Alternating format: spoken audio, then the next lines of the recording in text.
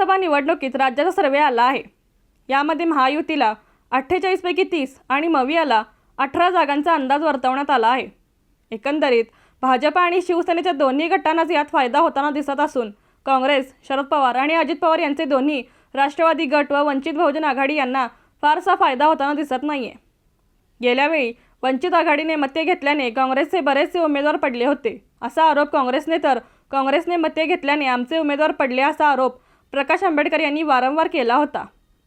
आताही तसाच फटका बसणार असल्याचे एबीपी सी वोटर सर्वेतून दिसत आहे।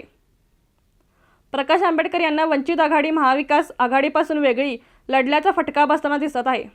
सुरुवातीला वंचित मवियासोबत लढणार असल्याचे चित्र होते, मात्र मवियाचे नेते बैठकांना बोलवत नाहीत, विचारात घेत नाहीत असा आरोप वंचितने करत स्वतंत्र लढण्याची घोषणा केली होती।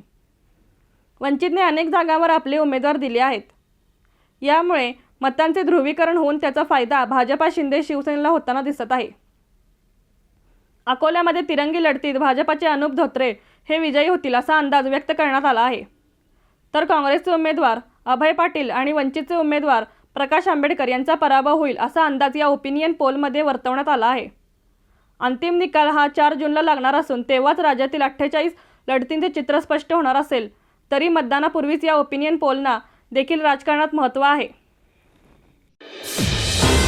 रणनीती न्यूज चॅनलला आजच सबस्क्राइब करा आणि रहा अपडेट।